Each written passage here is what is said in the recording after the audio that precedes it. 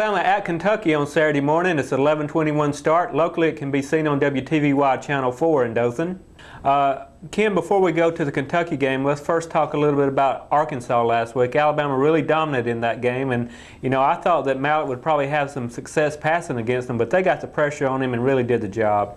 I really didn't see them holding him to 7 points, but again, that's what happens when you can create pressure and still have enough guys back in the secondary to break up passes. Of course, the one negative thing that happened on Saturday is Dante Hightower gets injured on a play. His knee's out for the season. Of course, he's a great player, and there's a lot of depth behind him, but you don't just replace a Hightower that easily. It is an incredibly costly spot. The only other position that would maybe even be more costly would be Rolando McClain, the other inside linebacker. And you did mention they have depth at a lot of positions, but really Dante Hightower was almost by himself in that position because he could do so many things.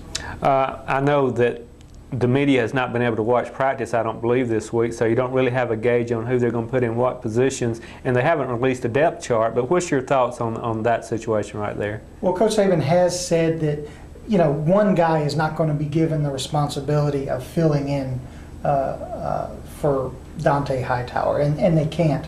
More likely, when Hightower would be in the rush the passer role, you might see Courtney Upshaw on the field.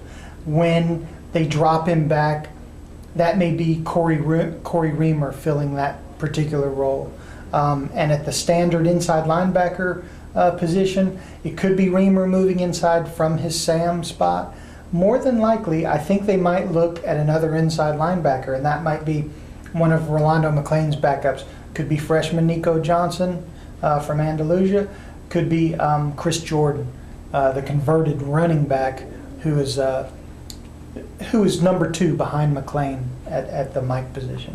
Looking at Kentucky now, on paper Alabama is, no doubt about who's going to win this game if you play it on paper. But this could be a dangerous game for Alabama, even though Kentucky, got beat pretty bad by Florida. They are at home. Whenever you go on the road in the SEC, it can be tough. And of course, Alabama's got Ole Miss in 2 weeks. I don't think they would overlook Kentucky, but that's a team that, hey, you can't get real jacked up about, and you never know what could happen. That's right. This game really has been circled on Kentucky's calendar for a while, in that it's the second half of getting to play number 1 and number 3, back-to-back at home.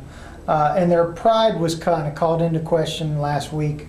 They did not play well. They did not start well against Florida. I think they'll be eager to bounce back. And this is kind of a trap game because, as you mentioned, a really tough trip to Ole Miss. Everybody knows that's going to be a pretty big game. They have not been on the road, on a true road setting this season, although Virginia Tech was certainly a pretty good warm-up. And plus, this was Alabama beat Kentucky by 3 points last year, as dominating a season as they had. And Kentucky finds a way, I think, to stay close to most opponents. Kentucky has beaten Louisville, which was a good win for them. They have not moved the ball real well, and of course, against a lot of teams aren't going to do that against Florida, and they didn't play very well against them. But what do you think they need to do to have a chance against a very good Alabama defense? Sure. They at least have to establish the threat of a running game. If they cannot move move the defensive line at all, if they have to throw on 2nd and long, 3rd and long all day, it's going to be a ridiculously long, tough day for Kentucky. However, they are more of a run-first type of offense. And if they can somehow keep Bama honest from just unleashing the hounds to go after quarterback Mike Hartline, that gives them the chance. And Hartline is good enough to make plays. Again, this was a Kentucky team that really was outplayed in Tuscaloosa badly last year, and yet they found a way to hang around. Again, Hartline completed one long pass for a touchdown. I think they had a jailbreak screen that went for a touchdown as well. So, there's 1 or 2 big plays that completely change the whole feel of that game last year.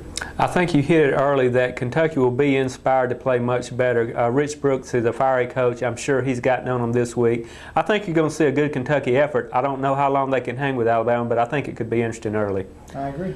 Alabama, Kentucky, Saturday.